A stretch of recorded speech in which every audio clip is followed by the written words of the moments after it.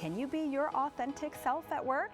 If you're saying no to this question, then maybe you're suffering from bias burnout. And here to explain to us what bias burnout is and how to overcome it is Reverend Dr. Terry Lynn L. Curry Avery, aka Reverend Dr. TLC. Welcome to Great Day, Washington. Thank you so much for being here. Thank you so much for having me. Of course. Okay, for anyone who's unfamiliar, we know what burnout it is, but what is bias burnout? Well, really, bias burnout is when you feel emotionally drained and exhausted and frustrated as a person who's underrepresented. So whether that be related to race, gender, sexuality, whether you're able-bodied or not. And so you feel this burnout because you're discriminated against at work with microaggressions, you know, the unintended harm that's caused. Extra layer of stress. Absolutely, absolutely. And so particularly in my work, I talk a lot about people of color who experience bias burnout because race is that layer that's on top of everything that adds just this extra weight. And so sometimes you're just tired, exhausted. Just tired. Now, what can leaders of companies do to help decrease bias burnout within their employees and also increase inclusivity? Elaine, that's a really, really great question. So in my work as a psychologist, what I've found is that if we focus on three particular areas, it will help us.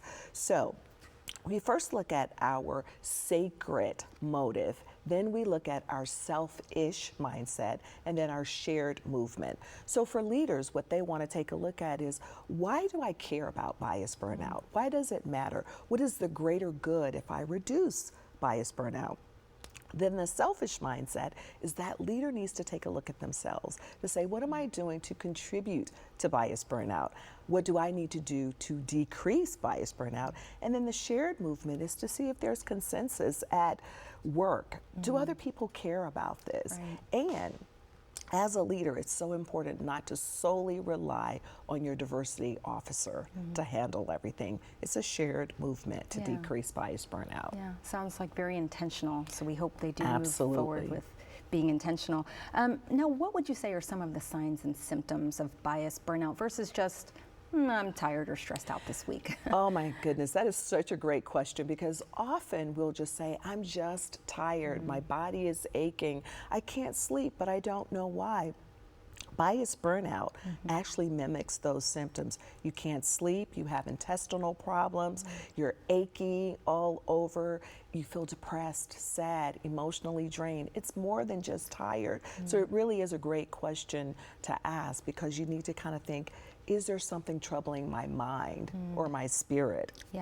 That's making me feel this way. And it's affecting our physical body. Our physical bodies. A good sign is for people, for instance, who have problems sleeping, or if they slept 8 hours and they wake up exhausted, that's an indication that there's something else going on with you that might be psychological. Yeah.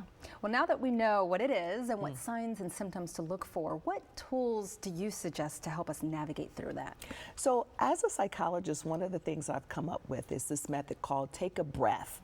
And what that actually stands for is to breathe, reflect, engage, adjust, trust, and heal. And so that means you have to go and do a little bit of psychological work. It would be great if you went to therapy or if you had some other form of processing that you engaged in. But it really is about taking a look at what are your triggers? What are the things that will help you heal from this? Don't just go through life and just try to navigate without getting the help that you need. Yeah, that's wonderful. You wrote a book here. Do you have some of these tips in your book? Well, in the book, this is specifically talking about racism, and I talk about our sacred motive for wanting to heal racism, our selfish mindset in terms of whether we believe that we can heal it, and our shared movement. How can we all engage in this work together? Okay, we're all in this together. Absolutely. Thank you so very much for being here. Thank you. We appreciate Thank you for having me. Of course, you can grab Dr. TLC's book wherever books are sold.